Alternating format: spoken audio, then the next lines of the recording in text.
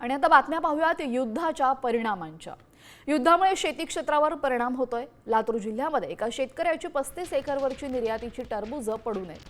निर्यातीसाठी घेतलेली पिकं आता स्थानिक बाजारपेठेवर अवलंबून असून स्थानिक बाजारामध्ये टरबूजाला केवळ 7 ते 8 रुपये प्रति किलो इतकाच दर मिळतोय। त्यामुळे उत्पादन खर्चही निघणं कठीण झालेलं आहे। खाली एखादं बघा। याचाच आढावा घेतलाय आमचे प्रतिनिधी संदीप भोसले यांनी। पाहूयात।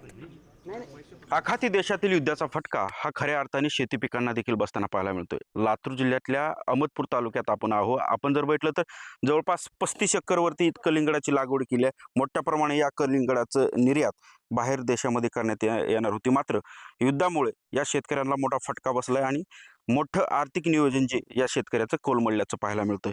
जवळपास 35 एकरवरील हा प्लॉट आहे। युद्धामुळे या प्लॉटला मोठा फटका बसल्याचं इथले शेतकरी सांगतात। काय परिस्थिती आहे युद्धामुळे, किती एकर लागवड केली आणि काय परिस्थिती आहे? माझ्याकडे जवळपास 35 एकर कलिंगड लागवड आहे आणि आज प्लॉट सध्या स्टेजला हार्वेस्टिंगला आहे। पण युद्धामुळे जवळपास एकही गिरायकाचा तेवढा उल्हासून आवर्जून मार्केट चालू नाही। आता एक्सपोर्टचा माल होता, मात्र आता तुम्हाला लोकल मार्केटला घालावा लागतो। लोकल मार्केटला काय भाव मिळतो?